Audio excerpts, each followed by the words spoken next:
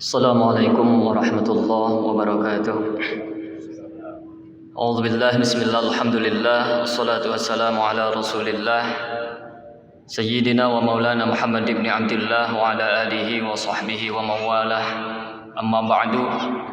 Hadirin jamaah salat zuhur yang berbahagia, alhamdulillah kita bersyukur kepada Allah Subhanahu wa taala karena dengan rahmat serta karunia-Nya pada siang hari ini kita diberikan kemampuan oleh Allah untuk dapat melaksanakan salat zuhur berjamaah.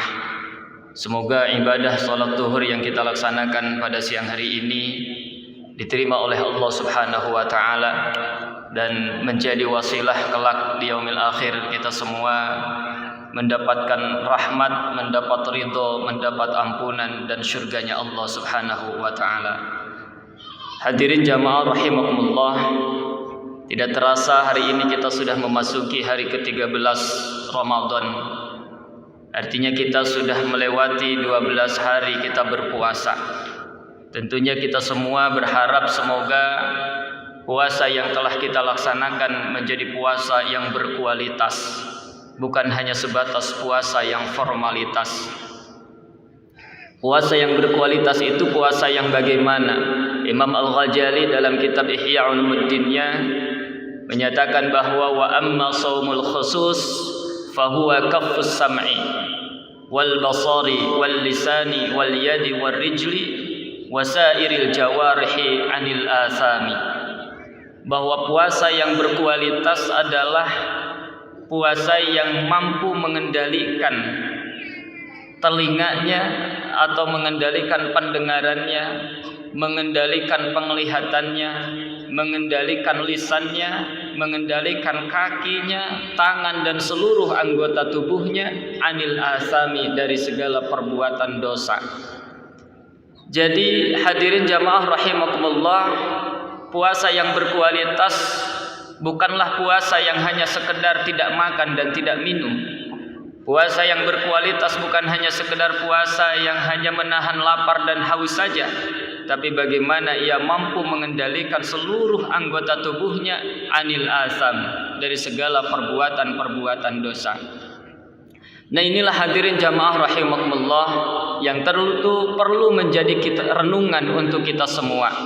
Di setiap akhir kita menjalankan ibadah puasa, setiap kita berbuka di saat maghrib, hendaklah kita mengevaluasi puasa kita pada hari itu. Sudahkah puasa hari itu menjadi puasa yang berkualitas untuk kita? Maka ada hal-hal yang perlu kita waspadai hadirin jamaah rahimakumullah, agar jangan sampai puasa yang telah kita lakukan menjadi puasa yang sia-sia. Sebagaimana yang disabdakan oleh Rasulullah sallallahu alaihi wasallam, kam min shaimin laisa lahu min siyamihi illa al-ju'i wal 'atsy. Banyak sekali orang yang berpuasa tapi dia tidak memperoleh apapun dari puasanya melainkan hanya lapar dan haus saja. Maka hadirin jamaah rahimakumullah, ada hal-hal yang harus kita waspadai. Wabil khusus hari ini kita hidup di era teknologi. Kita hidup di era teknologi informasi yang kalau kita tidak pandai-pandai mengelolanya, kalau kita tidak pandai-pandai menggunakannya, bisa jadi teknologi yang kita pegang, media informasi yang kita miliki, itu dapat menyebabkan rusaknya pahala ibadah puasa kita. Maka ada beberapa hal yang harus diperhatikan dalam kita menggunakan teknologi informasi. Terutama hari ini kita umumnya, mungkin kita semua menggunakan media sosial. Maka ada beberapa etika yang harus kita perhatikan, sebagaimana tuntunan Allah Subhanahu wa taala di dalam Al-Qur'an terkait bagaimana kita menggunakan media sosial. Yang pertama, dalam menggunakan media sosial hendaklah kita memperhatikan Quran surah Al-Hujurat ayat ke-6.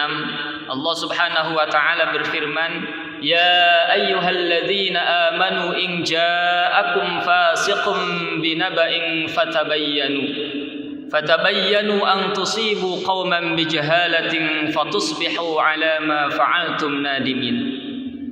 Kita tahu bahwa Di era teknologi informasi hari ini, terutama dengan media sosial, begitu mudahnya kita mengakses informasi, begitu mudahnya kita mendapatkan satu informasi, arus informasi begitu cepat. Dan itu kalau kita tidak pandai-pandai untuk memfilter, kalau kita tidak pandai-pandai untuk melihat kebenaran informasi itu, kita bisa terjerumus pada perbuatan menyebar informasi dusta. Maka dalam hal ini Allah mengingatkan dalam Quran surah Al-Hujurat ayat ke-6, kata Allah, wahai orang-orang yang beriman, apabila datang kepadamu satu informasi yang datang dari orang fasik, ya ayyuhalladzina amanu, wahai orang-orang yang beriman, in ja'akum fasiqun binaba'in fatabayyanu, kata Allah. Jika datang kepadamu orang fasik membawa satu kabar berita, maka jangan percaya begitu saja. Fatabayyanu. Imam Ibnu Katsir mengatakan bahwa bukan hanya saja informasi yang datang dari orang fasik, tapi juga informasi yang kita terima tanpa jelas sumbernya. Informasi yang kita terima tanpa jelas kebenaran informasi tersebut, maka jangan kita mudah percaya, tapi terlebih dahulu lakukan check and recheck. Fatabayyanu. Maka ini langkah yang pertama yang harus kita lakukan saat kita menerima share informasi, mungkin di grup WA kita, atau mungkin ketika kita membuka media sosial lain, ketika kita lihat di Facebook, kita lihat di Twitter dan sebagainya, ada suatu informasi yang terkadang informasi itu mengandung unsur-unsur yang provokatif, maka jangan mudah kita percaya, tapi lakukan terlebih dahulu check and recheck. Fatabayyanu, kata Allah, hendaklah kamu lakukan check and recheck. Kemudian yang kedua yang harus kita perhatikan dalam menggunakan media sosial adalah Quran surah Al-Hujurat ayat ke-11. Allah berfirman, ya ayyuhalladzina amanu la yaskhar qaumun min qaumin asa ay yakunu khairam minhum wala nisa'un min nisa'in asa ay yakunna khairam minhunna. Kata Allah yang maknanya wallahu a'lam bissawab, wahai orang-orang yang beriman, janganlah engkau mengejek suatu kaum, janganlah engkau menghina suatu kaum, karena bisa jadi orang yang kamu hina, orang yang kamu ejek, justru dia lebih baik daripada kalian. Begitupun seorang wanita jangan pernah mengejek wanita yang lainnya, karena bisa jadi yang mengejek atau yang diejek itu lebih baik daripada yang mengejek. Artinya apa?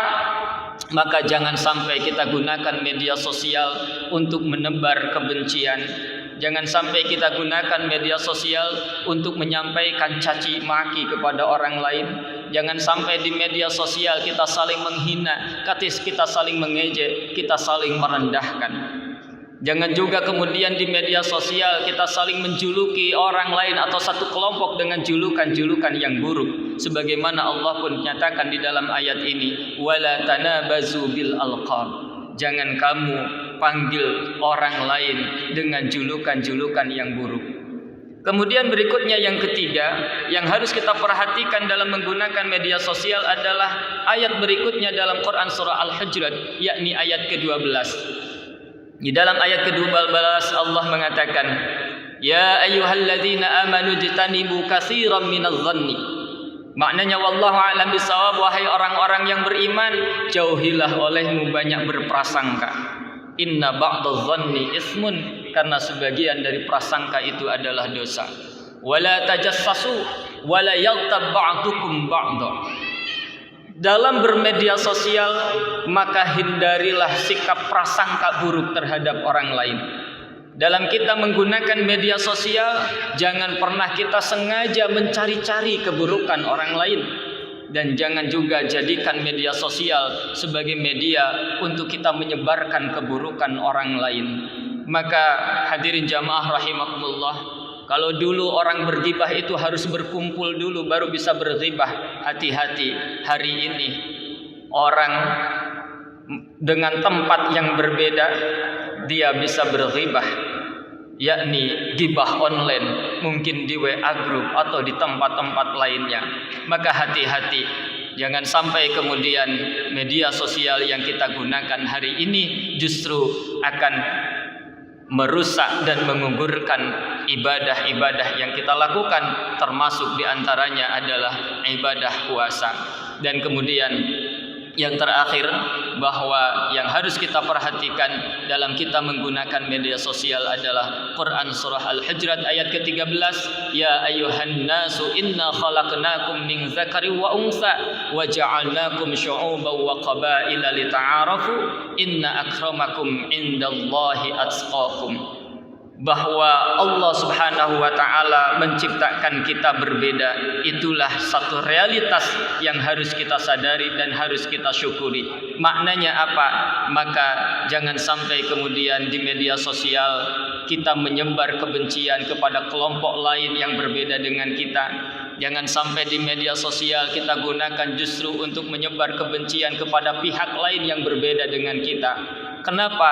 Karena sesungguhnya perbedaan merupakan fitrah, merupakan anugerah yang Allah Subhanahu wa taala berikan kepada kita. Yang Allah menciptakan perbedaan itu tujuannya, kata Allah, adalah lita'arafu, supaya kalian saling mengenal.